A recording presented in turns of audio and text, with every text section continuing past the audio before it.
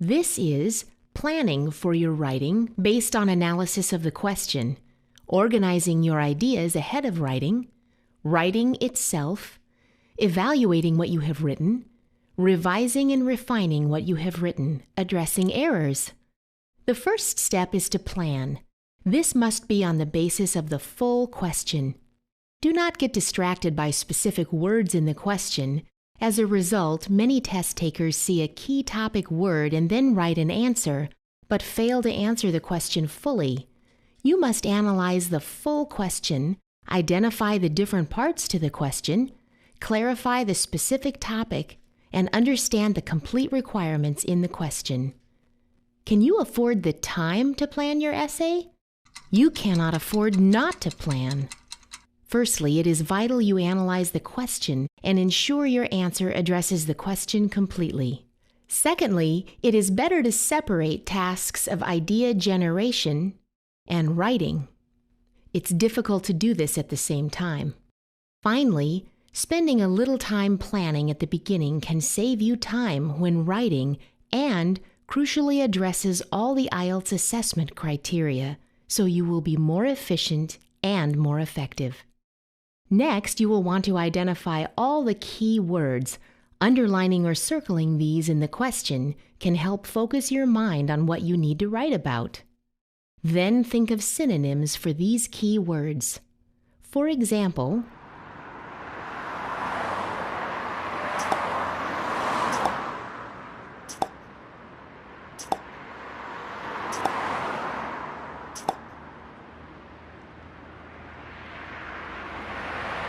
you can use these synonyms throughout your essay. This helps you demonstrate the range of your vocabulary. Then brainstorm possible ideas for all aspects of the question. You must decide your position in relation to the task. For example, you may agree, disagree, or sit on the fence. For the same exam question, you might have these ideas. Alternative forms of transport should be encouraged. Agree. Alternative transport. More cars equals more pollution and traffic congestion, therefore unhealthy and inefficient cities. Public transport. More efficient and environmentally friendly. For example, subway and metro and public bus high use, therefore specialist lanes. International laws introduced to control car ownership and use. Disagree. Control. Restrict personal freedom and choice. International laws. Car and oil industry will strongly object versus powerful industries, so little chance of this. Conclusion? In principle, agree. Alternative transport possible. Control and international laws difficult. That is the planning stage. Then move to organize. Here you need to select and organize your ideas. Break them into separate paragraphs and then be ready to expand the ideas. Aim for an idea, explain, example approach. The idea introduction will effectively be your topic sentence. Then also think about the linking between sentences and paragraphs. Here you are addressing the coherence and cohesion criteria of IELTS writing. Now you are ready to write. Pay attention to your plan and roughly how much you have written. Remember, there is a 250-word requirement for IELTS Task 2. When you finish writing, you need to evaluate. Be sure you have answered all parts of the question. This is critical to the task response criteria of IELTS writing. If you realize you have not addressed all parts of the question, you may need to add more. Finally, you are ready to edit and revise the essay. Look through your writing for possible spelling and grammar errors you might have made. We all make these. Doing this is critical to the grammar criteria of IELTS writing. This should then be the 5 stages of writing: planning, organizing, writing, evaluating, revising, and refining.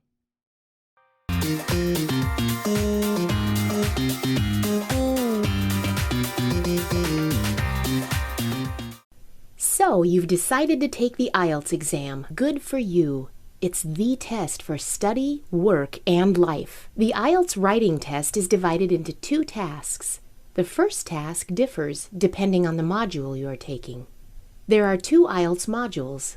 The IELTS academic module is generally taken by anyone intending to pursue higher education studies in an English-speaking institute or country.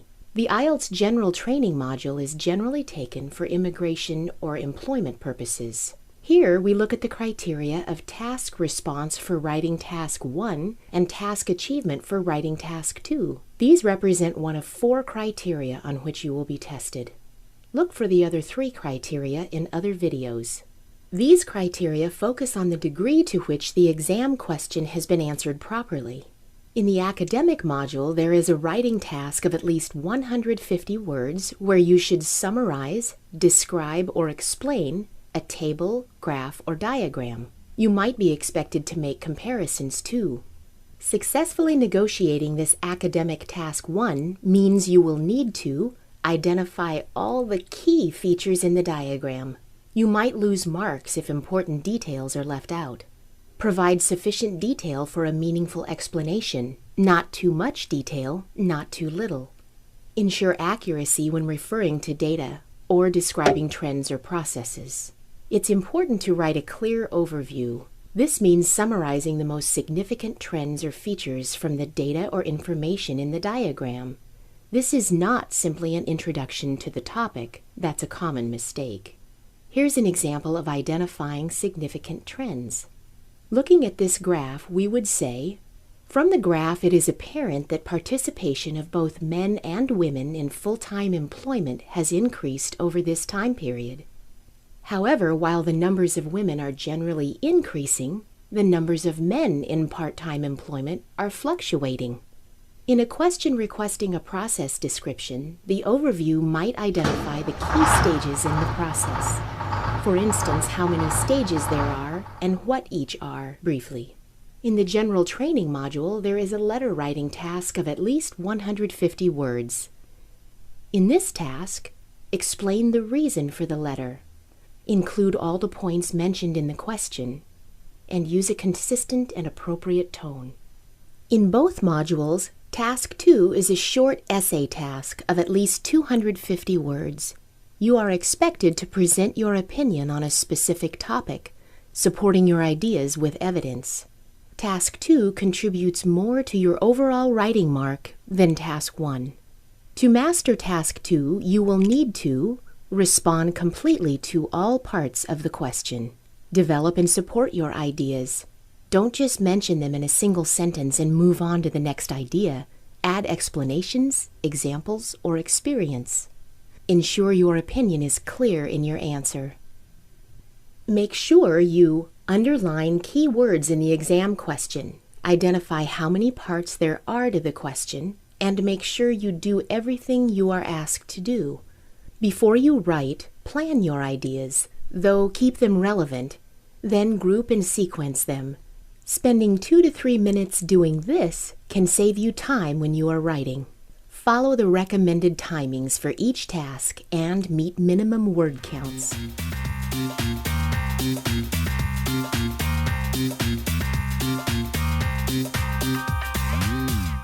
So, writing task 2, some people say that is the hardest bit of IELTS. And for many candidates who are younger and who may not have had full experience of the world, they really do have to start thinking about what's happening in the world, and they have to start reading about things they haven't experienced. Because obviously when you're only 16 or 17, you haven't travelled around the world, you haven't had experience of working, there's a lot of things you haven't experienced. So you've really got to start reading newspapers, watching I would say BBC World Television is a great help, or watching CNN News, but really trying to see what's happening in the world so that you're going to have information, but the main thing, have ideas. Let's just think about what you're faced with. When the writing paper starts, you will be given an answer booklet. And the answer booklet looks like this. You have a task 1, and you're given, you fill in all your details, your candidate number and things. They'll help you do that. And then you've got task 1, which finishes there. And then task 2 starts there and finishes there. Now, what you really need to know is that in the writing assessment, task 2 is worth twice as many marks as task 1. So this is 66, 67%, this is 33%. So you are very well advised to start with the most important task, which is task 2. So trained candidates, usually, they'll fill in the details there because they're told to do it.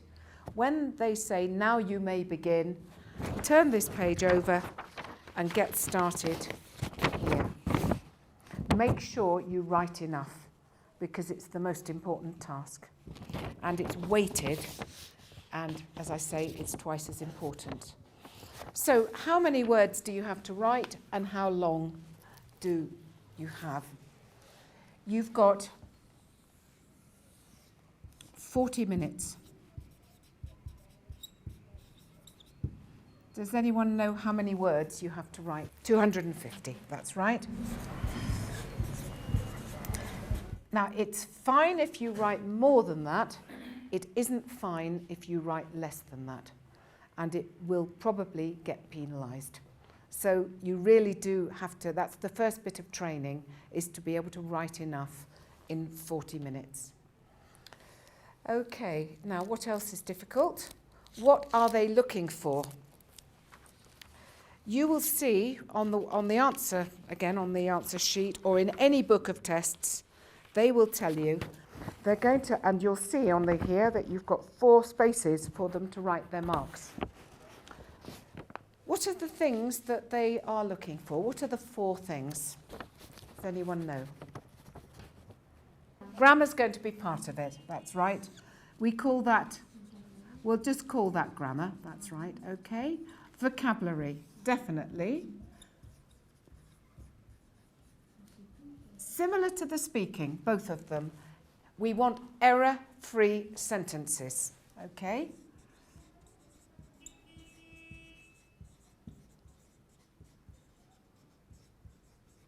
So most candidates will need to reread what they've written, check it and correct it, and find the time to do that. All right?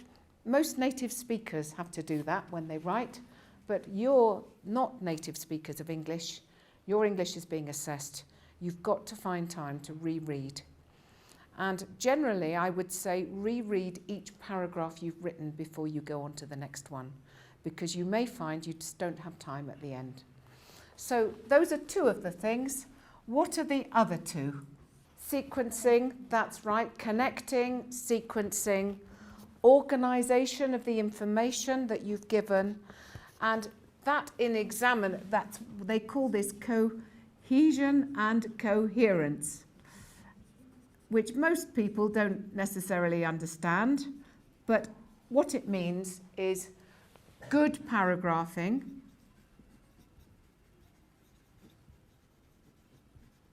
so any candidate that just writes 1 paragraph, you know, is not going to do well in that part.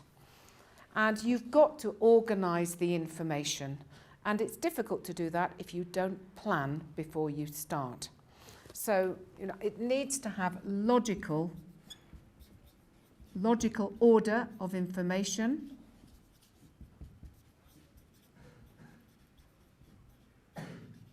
So this is what it's called, but what does it mean for you?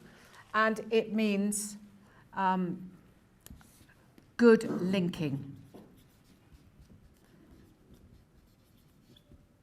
And clear sense of direction. So you are writing what we call an opinion essay. Your essay must lead to your opinion at the end. You're going to be asked your opinion about a subject. We must have that opinion at the end. If you've organised it well, you'll give your opinion at the beginning and then give your opinion again at the end. So it's very clear what your answer is. That's the kind of thing we're looking for. What you mustn't do is to give one opinion at the beginning and then a different opinion at the end. That's not logical. That confuses your reader, and that will get you a low mark in this part. But what is the other thing that we're looking for? We've got grammar, we've got vocabulary, we've got cohesion and coherence. What is the other thing that we absolutely must have? I think I'll put this in here. What's the other thing? You're going to be asked a question. Let me give you a typical question, and we're going to look at an answer of this in a minute. Imagine a question. This is something that affects all of us. They try to find a universal topic that's important for everyone, everywhere in the world. All right, they're not going to ask a question about what's happening in the United Kingdom. You won't know about that. You won't have thought about it. That wouldn't be fair. It's going to be about something that affects us all. And this is an example of a topic. Argue either in support of or against the following statement. Fathers are just as capable as mothers of taking care of children, so men should share parenting work more equally with women. All right, now this affects every family, doesn't it? And it will affect you when you have your families. So we've all got ideas, we've all had mothers and fathers, and maybe we will all become mothers and fathers. So it's a great topic, very suitable, and you've got to make sure, what have you got to make sure? This final thing that we've got to worry about. Good conclusion. Well, we need a good conclusion, but what have we got to make sure we do? They've asked us a question. What would we make sure we do? What we call this task response. This is your task response, which means you must answer all parts of the question and don't go off topic. Now that takes a bit of training and it takes careful planning. But if you go off the topic, each of these, I should say, are 25% of the mark, okay? So you can go off topic and have brilliant grammar, brilliant vocabulary, and you can still get 50%. Most people who go off topic will not be able to produce a logical answer if they've not answered the question. So generally, it's a bit expensive to go off topic because this one will probably not be marked very generously either. So answer all parts of the question.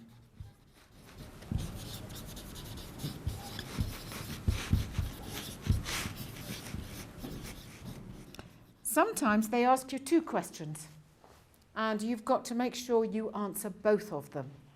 And a less trained candidate will possibly spend all their time answering one question, and just when they're told to stop, they'll realise there was another question that they haven't answered. So if that happens, you cannot get high marks in writing. So it's that kind of thing that the training can help with a lot. What I'm going to give you, actually, is I'm giving you two because writing is the difficult part. So I'd like everybody to have a look at this and put the linking words in the right place. Seeing if you can put these linking words in the correct spaces, and then we'll look together and see what we think.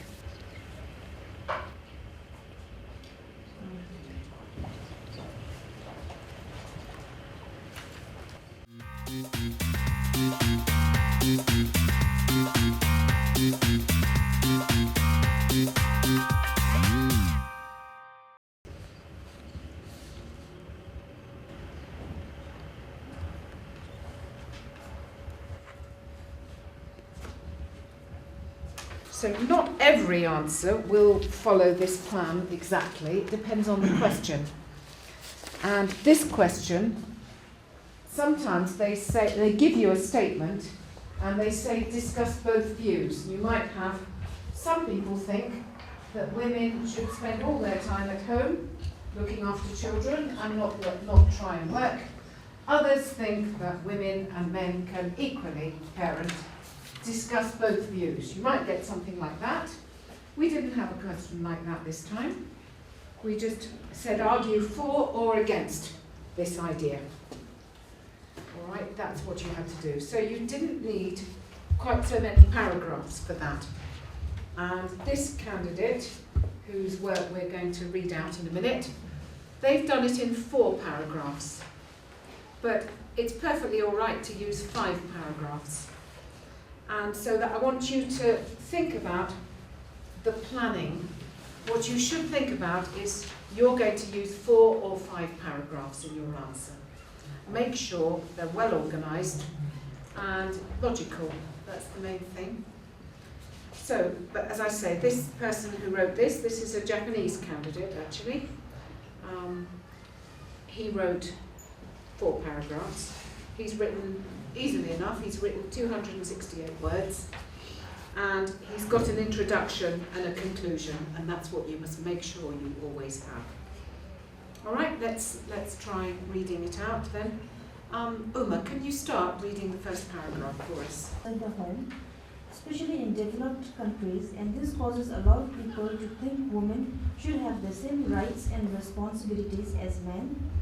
Firstly, most women do have a more important role in raising children in most societies. I think men can be equally good at parenting for the following reasons. Right, now, does everyone agree it should be firstly? No. Although, yes. Although is much better. All right, so this person has looked at both points of view in the introduction, which is perfectly all right to say there are 2 sides to this, and then he says, I think men can be equally good at parenting for the following reasons. Care of children. I don't expect to see that expression. You get no marks in IELTS from copying. So share parenting work more equally with women. That's their language. It's fine to use their language in your conclusion. All right, it says here, use the language of the question in your conclusion. That's fine. You're showing you've answered their question. But in the introduction, you're introducing the topic in your own words. And be prepared to mention other points of view, give your own opinion at the end of the paragraph.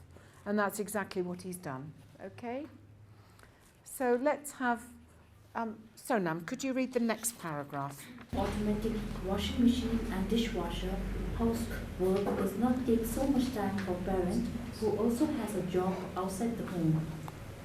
However, according to survey about childcare at home in Japan, more than 10% of children aged between 5 and 10 are now parented by employed fathers, which is 3.5 times more than 20 years ago.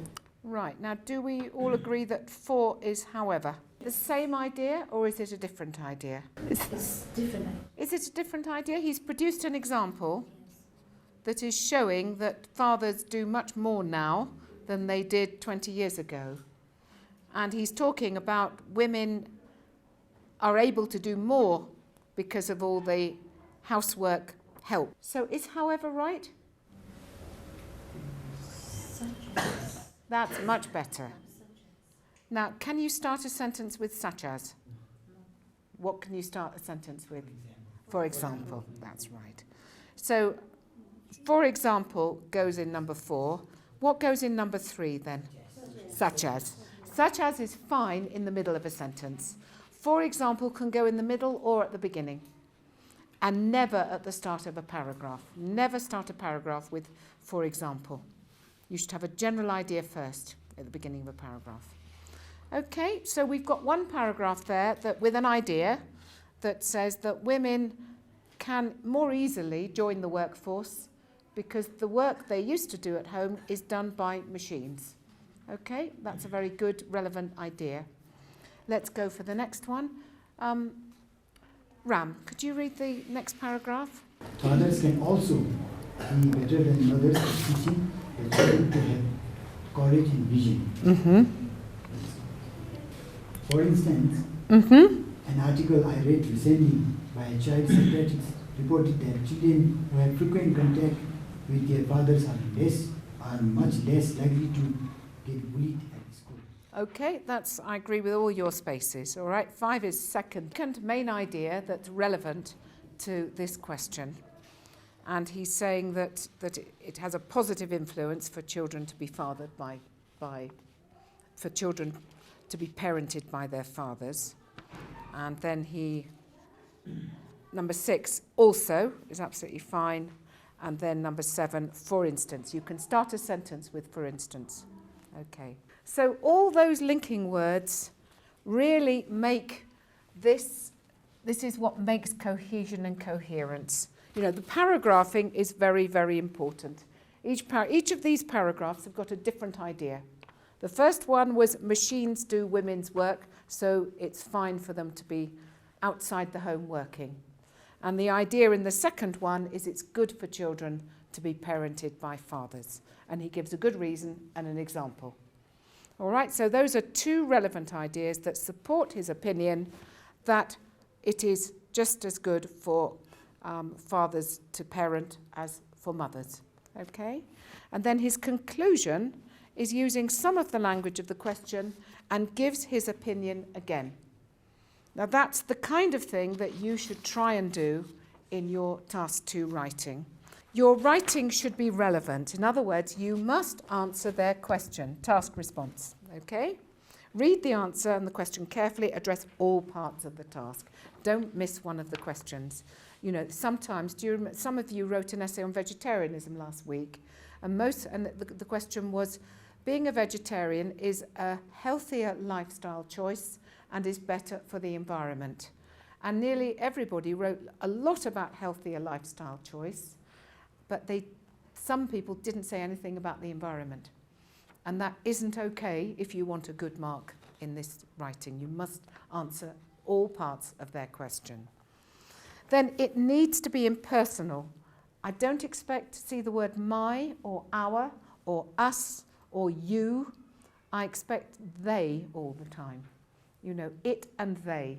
It's third person. It's about them. It isn't personal at all. And occasionally a candidate, the only personal bit is when you're going to use I. When you give your opinion. You might use I twice. I think, you might say that in the introduction, and you might say, I believe, try and use a different word in the conclusion. That's the only time we want I. Otherwise, it's about them, and good final S's. You'll be in the plural a lot. Fathers, mothers, children. All right, you really have got to make sure that you are using plural forms correctly. Okay, so impersonal, don't use the pronoun you. Academic, use appropriate academic topic-related vocabulary. Cautious, don't make statements such as, nowadays everybody knows how to use a computer, or all people in the world own a car, or all mothers work. It's not true. And you're being academic. Many more mothers work outside the home. That really is true. But don't talk about all or everybody, because that isn't true and it's not academic to talk like that. Okay, make sure you're formal. So don't use slang or informal language such as kids or gonna or loads of. The kind of language of American films, no. You know, we want academic. So instead of loads of, what would you use? Lots of is informal. Lots of is fine for when you're chatting to your friends. A significant amount of, many is fine. A considerable number of, that's the kind of language we're using here. Not the language we'd use when we were chatting to friends. We wouldn't have many friends if we talked like that all the time. And then concise, don't repeat ideas or chunks of language. Try and give new idea and don't keep repeating it. And then accurate, make sure your grammar's accurate. Read through your work after each paragraph to check for mistakes. Okay?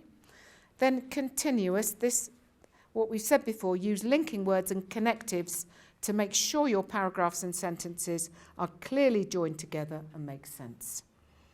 And then informative, make sure you use relevant information and ideas. Don't go off topic. It's very easy to go off topic, but really make sure you don't waste time going off topic, because it won't help you. Okay, and then referenced, make sure that if you use words like it, they, them, their, we know it's referring to something specific and we know it's clear what you mean. Sometimes people say things like, people really do need to help students. They should take more care to give them funding. Now, who's they? Is they the students or is it people? You know, it must always be very clear who they is and what it is. And then finally, make sure you use actual facts wherever possible to support your ideas. Now, you can invent examples. You know, try and make the examples from your experience here in Bhutan. You know, give examples. You're actually going to write an essay in a minute about traffic and traffic problems. And you've got lots of examples from your capital town here, I'm sure. So, you know, really use your own experience wherever possible. But don't use it at the beginning of a paragraph, use it at the end when you've given the general idea.